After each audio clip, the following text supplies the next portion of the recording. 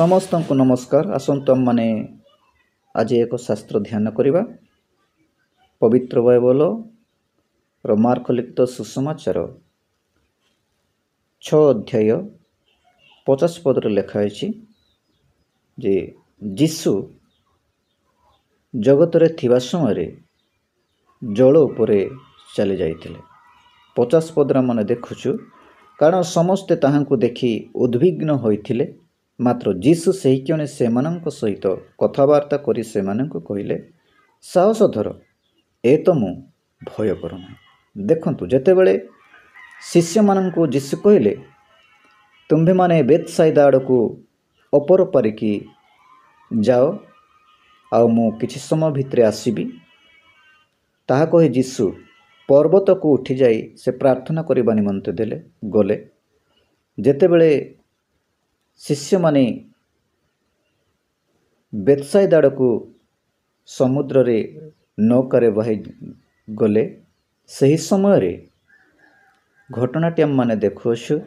मध्यरात्र मध्य बीती जाई चतुर्थ प्रहर, जहाँकि आम मानकर प्रहर अछि, तो राति पाहांता समय मध्यरे जीशु ख्रीष्ट कौन करुअछंती ना जल उपरे चाली चाली अछंती।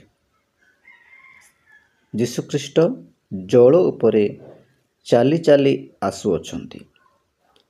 एही पाहांता समय एक भयंकर समय। से समय समुद्र रे पवन मध्य चली थाए, तरंग मध्य चली थाए, देखिबाकू मध्य झिप झिप लागु थाए। सही समय से जणे चाली चालू आसुअछंती। सही समय माने शिष्य माने देखि भयभीत लगिले। से माने भाबिले, अरे पानी ऊपर जदि चाली चाली आसुअछि ताहले निश्चय यह एक भूत हेथिबो। आम्भे माने अछि मरिजिबा, जेतु भूत आक्रमण आमानकु करिबो। आमे तो कुआडे मध्य धाई जीवार मध्य बाट नाही, जेतु माने नौकारे जल मध्यरे माने बाहि जाउअछु, ताहले कोन करिबा। से माने बहुत व्याकुल हो जाई अछंती। सही समय जेतेबेले उद्विग्न से माने हे जाउअछंती, सेतेबेले जीशु से मानकु कहउअछंती, आम माने जहा कि शास्त्र पढ़िअछु जे कथबार्ता करी जीशु से मानकु कहिले, साहस धर, ए तो मु भय कर नाही। से माने जेतेबेले जीशुंकर स्वर शुणुअछंती, सेतेबेले आश्चर्य हो जाउअछंती। जेतु जीशु जेतेबेले से मानकु एही विषय कहिले, साहस धर, ए तो मु, सेही समय तरंग मध्य सुस्थिर हो जाउअछि, पवन मध्य अटकी जाउअछि। आ जीशु आपे आपे तांको निकटकू जीवाकू लागुअछंती। देखंतु जेतेबेले से माने जीशुंकु देखुअछंती, चक्षु से मानकर खुली जाउअछि जे सतकथा जीशु ही। अरे जीशु मध्य पानी रे मध्य चली चली जाते। देखंतु वास्तव रे ए जणे होउछंती परमेश्वर।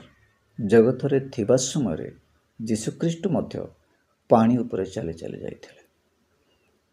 आश्चर्य विषय, से समय पितर मध्य तांकु देखि कहिथिले, प्रभु तुमे जदि जीशु ईश्वर, ताले मते भी आज्ञा करंतु, मु भी जल चली जीवि। जीशु कहले पितरंकु, आस, चलिकी आस। पितर मध्य जीशुंकु सीधा सड़क देखि जलरे मध्य से चली चली जाइथिले। देखंतु पितर शिष्य हे मध्य जलरे चलिबाकू लागिथिले, किंतु से जेतेबेले देखुअछंती, एपटे बाम साइड देखुअछंती, पुणी डाहाण साइड देखुअछंती, जे केते अगाध समुद्र, केते अगाध पानी, आले केमिति मु चलुछि। अरे भयंकर कथा। जेतेबेले से ताहा अनुमान करिकि भय कले, संदेह कले, अरे बुड़ीबा कथा, से समय से बुड़ी जाउअछंती। सेतेबेले जीशु कहले, हे जीशु मते रक्षा करंतु। सेतेबेले जीशु तांको पाखको पहुंची जाए, तांको हस्तरे धरी तांको उठाई नैथिले, आ दुहे डंगारे जाइथिले। तो देखंतु माने टिके अविश्वासी करिबा द्वारा से बुड़ी जाउथिले। କିନ୍ତୁ ଯେତେବେଳେ ଯୀଶୁଙ୍କୁ ଡାକୁଛନ୍ତି ସେ ହସ୍ତରେ ଯୀଶୁ ଧରି ତାଙ୍କୁ ଉଠାଉଛନ୍ତି।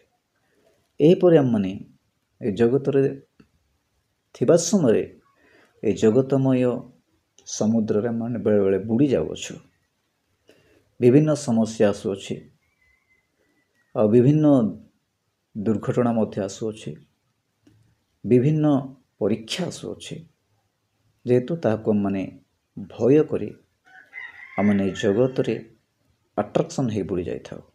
ସେହି ସମୟରେ ଆମମାନେ ପ୍ରଭୁ ଯୀଶୁଙ୍କୁ ଡାକିବା, ପିତର ଯେପରିକି ଡାକିଥିଲେ, ହେ ପ୍ରଭୁ ରକ୍ଷା କରନ୍ତୁ।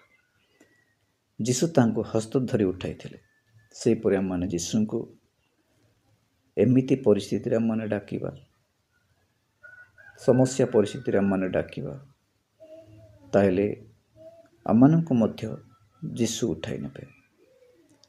ସେଥିପାଇଁ ଆମମାନେ ଯୀଶୁଙ୍କୁ ହୃଦୟରେ ଆମମାନେ ଗ୍ରହଣ କରିବା ଆବଶ୍ୟକତା ଅଛି, ସ୍ଥାନ ଦେବାର ଆବଶ୍ୟକତା ଅଛି। ତେବେ ସେ ଏହିପରି ପରିସ୍ଥିତି ସମୟରେ ଆମମାନେ ଯେବେ ଯୀଶୁଙ୍କୁ ଡାକିବା, ସେ ଆମମାନଙ୍କୁ ଉଠାଇ ନେଇଯିବେ। ଅଳ୍ପ ଶିକ୍ଷା ଉପରେ ପ୍ରଭୁ ଆମମାନଙ୍କୁ ଆଶୀର୍ବାଦ କରନ୍ତୁ। ଆମେନ୍।